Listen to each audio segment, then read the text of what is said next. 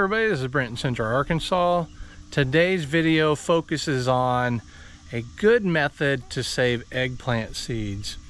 Now the issue I have found with saving eggplant seeds is it's kind of like a meticulous process. You have to peel the fruit apart, and they're like in little lines and little areas of within the fruit, and then you got to kind of almost pick them seed by seed. I mean, you can scrape them and whatnot, but I'm going to show you a way that I have found that's really quick, and it's just very valuable to me.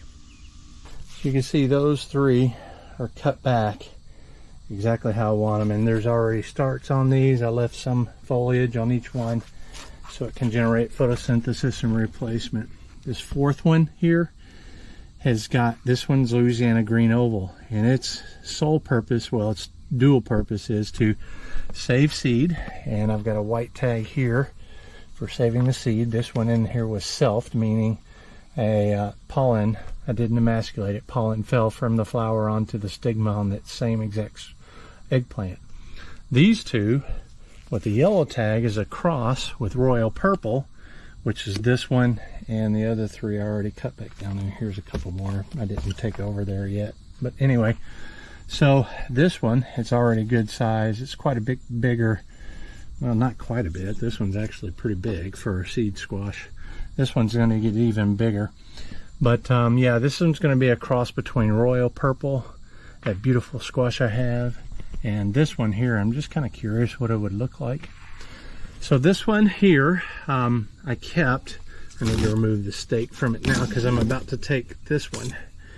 This is what a seed eggplant looks like when it's ready. It turns this weird kind of color, and if I left it on much longer, it would start getting mushy. So I'm going to go ahead and cut it off here, and we're going to let this one regenerate and continue to give us some eggplants. Now there's 4 here, and this one too, if you count that one for eating. And that's going to regenerate plenty and plenty of eggplants for the rest of the season. Now this is my Louisiana green oval eggplant. Now the crosses were made with royal purple, which is here. I had cut this way back, and it is starting to grow nicely, and even starting to set some flowers. So I'm expecting some nice fruit there before too long. So obviously, this fruit right here is a different color than this one, and that is what it looks like when it's mature. Plus it'll get some cracking in it, it'll get softer, and this is the stage I want to get it. I'm going to go ahead and harvest it. There we go. I'm really curious to see what a hybrid between this Louisiana green oval and royal purple throws, because they're completely different looking squash. One has stripes. Well, anyway, we'll see what it grows out to. What you're looking at now are the parts and pieces I'm going to use to save the seed. Obviously I have the eggplant, Louisiana green oval times royal purple. This is a hybrid that I've crossed, and I want to see what it grows out to look like. I've got the pitcher part of the food processor. Blender could also be used. I've got a screen here to filter the seed, the same screen I use for tomatoes and cucurbits and many other things. I've got a peeler. I'm going to peel the eggplant so that, because the seed is tougher than the pulp within it, and that'll become more evident to why in a minute. And I've also got this sprayer head right here, or sprayer. It goes on a hose, and I'll show you how I'm going to use that. Of course, I have a knife to cut up and put the pieces in here. First thing I do, I peel this out. There are some seeds in here, I don't need 100%. I also have a large percent of them. Sure, I control this. It's an awesome storage. I can go for many, many years. I can even freeze them for days. Right, so I'm removing pulp, because we're going to spray the seeds after we blend them in the processor, and I'm going to put it in here and put it through there. It's not going to be as easy with the peels. It would be so that's what I'm going to finish up and cut up. I'm going to put the top off here. I'm going to put the peeling and the top on here. Put the bottom off too. So I'm going to set up my here real quick. The seal's actually clean. Anyway, don't have to worry. So I'm going to go here and cut it. I'm going to kind of show you why taking a pain in the butt. I don't care if the processor or the knife cuts into a little bit of seed, because first of all, a lot of times the knife or processor blade will push the seed aside rather than slice straight through it. And we're going to pulse this, we're going to blend the base out of it so that you know more. But if you look here in eggplant, to get a good amount of seed, it grows in these like weird layers. See all that? That's where the seed is. And to get it, you just got to kind of, make sure you're in the camera here. You got to kind of stick your finger in all that. And it's just such a pain in the butt. And they're all like that.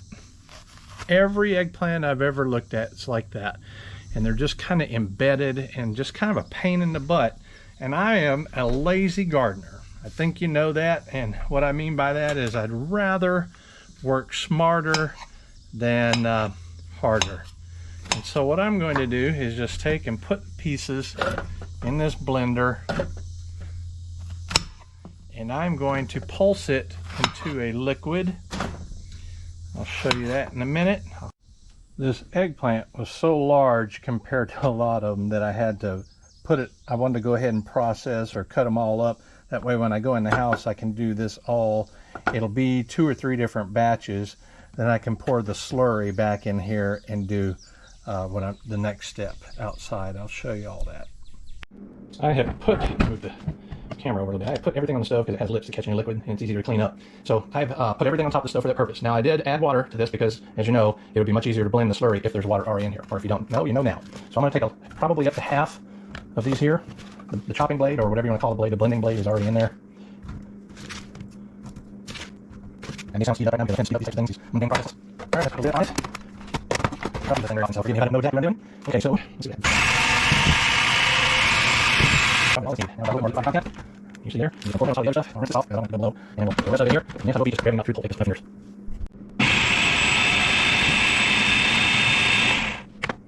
Really not doing close. Oh, maybe a little piece in here. Let me we got some of that. Maybe we got this. Alright, so pour it in here. Look, it'll stash over here. And we'll put this off too. Alright, we got another piece in here and the method. Once we doing it was enough. Okay. That is oddly satisfying. Putting my hands through there. Oh, me. The simple pleasures in life. It reminds me when I was a kid playing in mud pies and stuff. Anyway, now it's time to take it outside. All right, I've got the mixture here. I'm going to add water.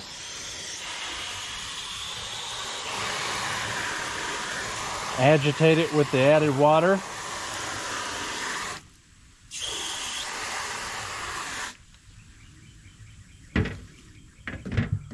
Let the bubbles subside so I can see better.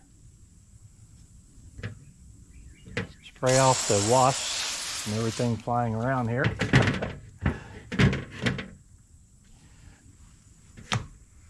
And we're going to agitate just a little bit so the seed will fall to the bottom. Now, if you had a pitcher, you could dump this into a pitcher and there'd be less potential waste, but I didn't do that. We'll just continue. Now, I got a lot of pulp here and there's not a whole lot of seed, so I'm going to get rid of the pulp right down there on the ground. That'll go away pretty quickly. Let me do it this way.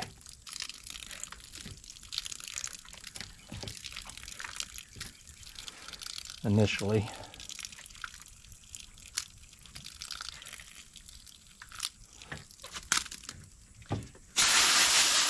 Rinse it off. We'll probably actually do this with it. Now I agitated the seed, let it sink a little bit.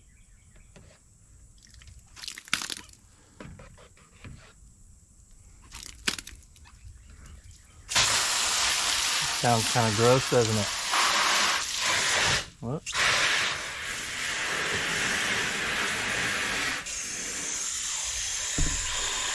More rush than I normally would be because I know I'm filming it.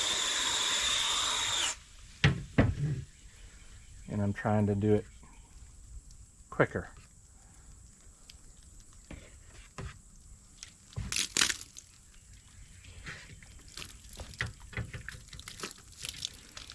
As you can see here, there's not a lot of seed in the pulp that's floating on top.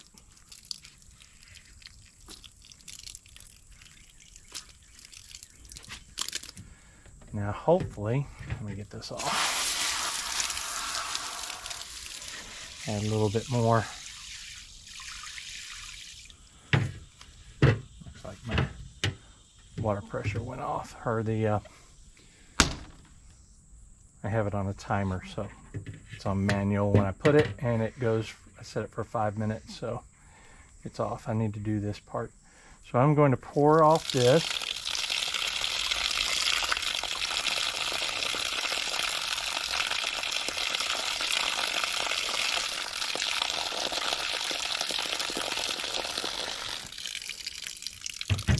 Add a little bit more water. Again, the pump is off, but maybe we could do this still with what's left.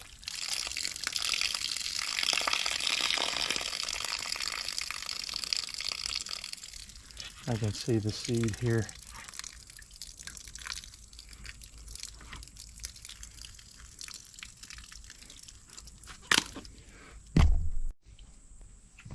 All right, I turn the water back on. I got one of them Orbit timers that I water figs and other things with. Damn it, I went the wrong direction. I meant to go softer. I lost some seed over there because of it. Crap.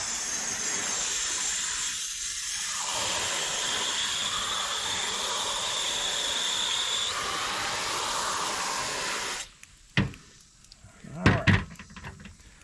So we'll let the agitation slow down just a little bit, but you can see probably, let me see if I can bring it over here.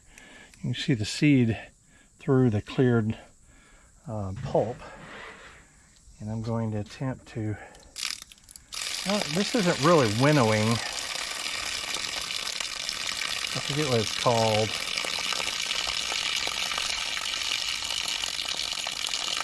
When you pour off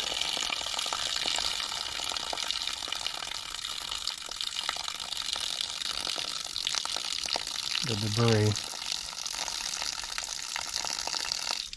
And you can see a good bit of seed right there, so I'm going to add more water.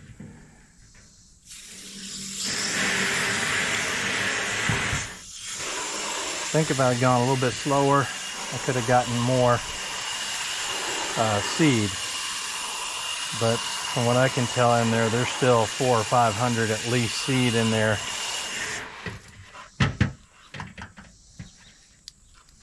We're going to pour off a little bit more.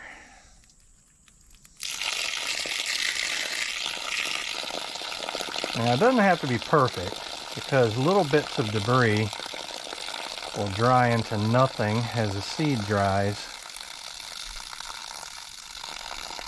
This is still going to be pretty darn clean.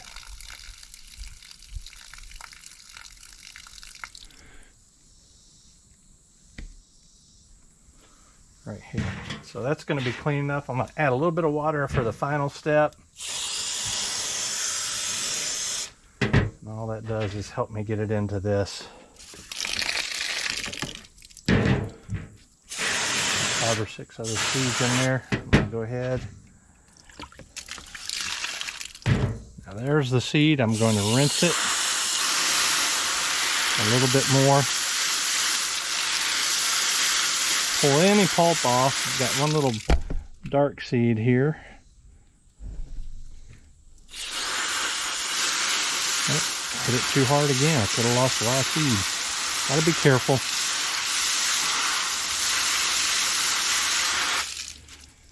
I'm gonna put it on a plate, but how much do you think seed is in there? That is a lot of seed. Alright.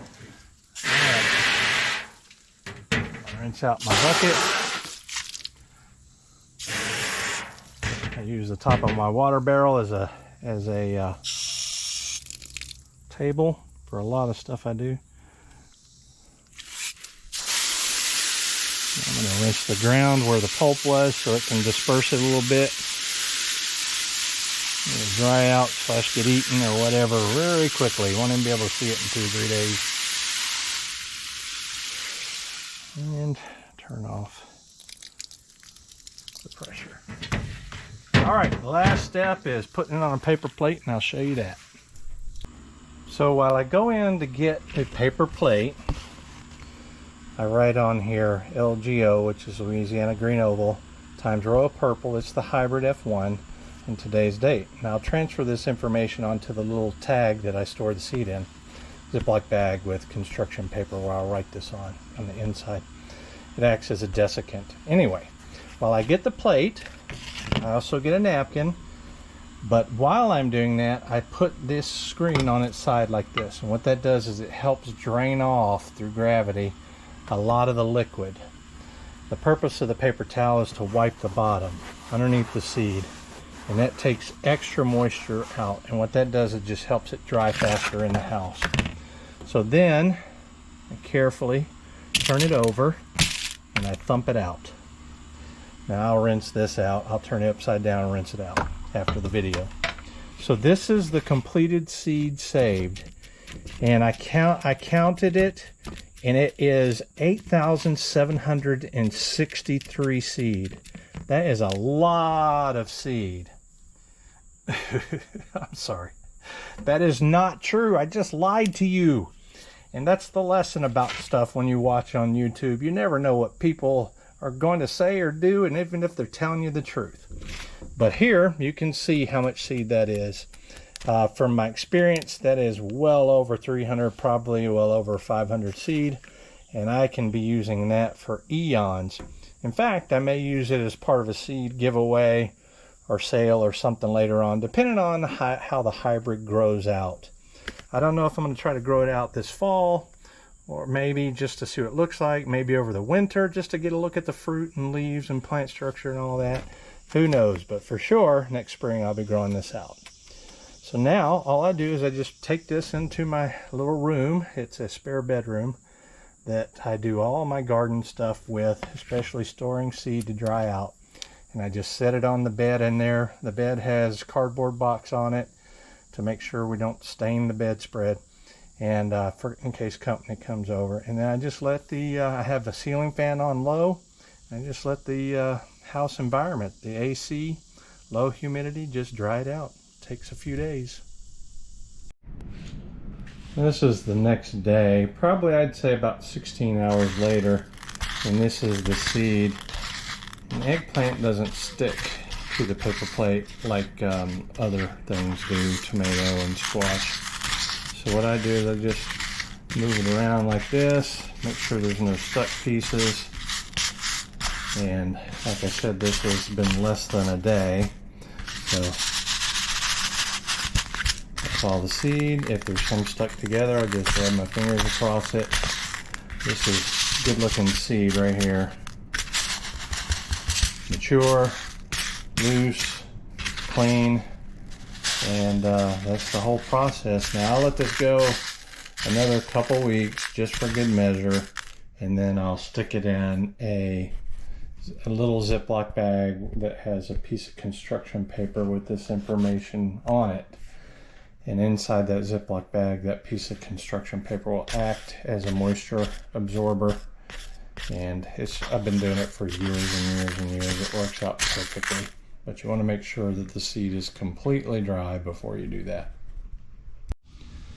Well, that's it for this one. If you enjoyed the video, please share the video. Let's get this thing going around everywhere. And like, subscribe, comment. Love talking to you guys. Until the next video, we'll see you. Take care.